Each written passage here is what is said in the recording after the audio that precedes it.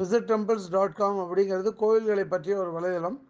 இன்றைக்கி நம்ம visittemples.com மூலிமா கிருஷ்ணகிரி மாவட்டம் அவதானப்பட்டியில் இருக்கிற அருள்மிகு மாரியம்மன் திருக்கோயிலை பற்றி தெரிஞ்சுக்க போகிறோம். அவதானப்பட்டிங்கிறது ஒரு சின்ன கிராமம். இந்த கிராமம் கிருஷ்ணகிரியிலேருந்து காவேரிப்பட்டினம் தருமபுரி போகிற தேசிய நெடுஞ்சாலையில் கிருஷ்ணகிரியிலேருந்து சுமார் 8 கிலோமீட்டர் தொலைவில் அமைஞ்சிருக்கு. அவதானப்பட்டியில் அமைஞ்சிருக்கிற இந்த மாரியம்மன் கோயிலை எவருமே தவற விட முடியாது. ஏன்னா கிருஷ்ணகிரி மார்க்கமாக காவேரிப்பட்டினம் பயணிக்கும்போது தேசிய நெடுஞ்சாலையில் பயணித்தாலும் சரி, இல்லை அது இல்லாமல் சர்வீஸ் ரோட்டில் கீழே போனாலும் சரி, இந்த கோயில் கண்ணுக்கு பளிச்சுன்னு தெரியும். மாரியம்மன் கோயில் அமைஞ்சிருக்கிற இடம் அவதானப்பட்டியில் அதுக்கு பெரிய அளவில் கை கொடுக்கும். ஏன்னா அவதானப்பட்டி ஒரு கிராமம், அதில் ஒரு நார்ச்சந்திப்பில், அதுவும் கிருஷ்ணகிரி போட் ஹவுஸ்க்கு எதிர்பக்கமாகவே இது அமைஞ்சிருக்கு. இது கோவிலுக்கு வரவாளோடு இல்லாமல் ஒரு டூரிஸ்ட் ஏரியா மாதிரியும் ஆறுது. ரொம்ப பார்க்க கண்கவரும் வண்ணம் இருக்குது இந்த இடம். இந்த கோயிலில் பிரதான கடவுள் மாரியம்மன் தான். இவர் சுயம்பு மாரியம்மன். கர்ப்பகிரகத்தில் தரையில் இந்த சுயம்பு மாரியம்மனை பிரதிஷ்டை பண்ணியிருக்கா. அதுக்கு மேலே ஒரு அமைப்பு கட்டி அது மேலே ஒரு விக்கிரகத்தால் ஆன ஒரு மாரியம்மனை வச்சுருக்கா.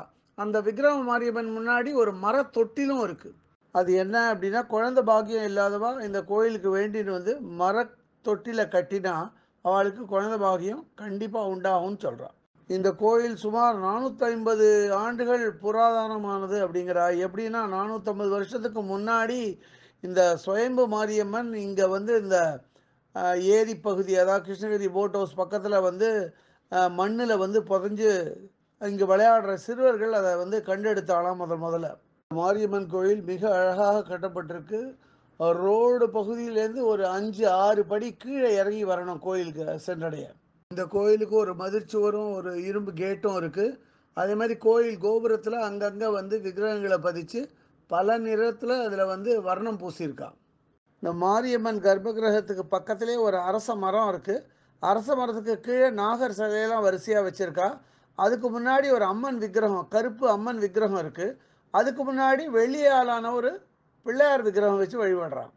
இந்த கோயிலில் காளியம்மனுக்கும் ஒரு தனி சன்னதி இருக்குது. மாரியம்மனை வழிபடுற அளவுக்கு காளியம்மனையும் பயபக்தியாக வழிபடுறான்.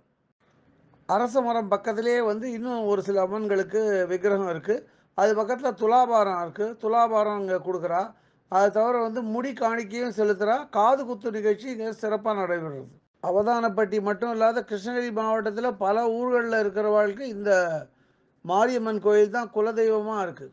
இந்த பகுதியில் ஓடும் வாகனங்கள், அதிலும் குறிப்பாக லாரி டிரைவருங்க தங்களோட வாகனங்கள், புது வாகனமாக இருந்தாலும் பழைய வாகனமாக இருந்தாலும் இங்கே கண்டிப்பாக நிறுத்தி பூஜை போட்டு எலுமிச்சம்பழம்லாம் வச்சு கடவுளை வணங்கி தான் அதன் பிறகு வண்டி எடுத்துகிட்டு போகிறாங்க. அவ்வளோ பயபக்தி.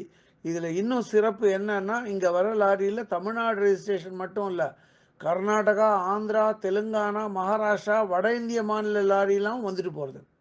கோயிலோட சுற்றுச்சுவர் மொத்தத்துலேயும் பல தெய்வங்களின் படங்களை மாட்டியிருக்கா. அதுவும் இந்த கோயிலில் முக்கிய நாட்களில் ஆடு கோழியெல்லாம் பலி கொடுத்து தங்கள் வேண்டுதலை நிறைவேற்றிக்கிறா பக்தா. அவதானப்பட்டி மாரியம்மன் கோயில் அரசு கோயில் கிடையாது, இது தனியார் கோயில். இந்த கோயிலோட தர்மகர்த்தா பேர் திருப்பதி கவுண்டர். இவரோட மொபைல் நம்பர் 9440067759. நன்கொடை அன்பளிப்பு கொடுக்க வேண்டியவா இவரை நேரடியாக தொடர்பு கொண்டு அதை பங்களிக்கலாம். இந்த காணொலியை கண்டும் கேட்டும் மகிழ்ந்த நண்பர்களுக்கு visittemples.com சார்பாக ராகவாச்சாரியின் நன்றிகள்.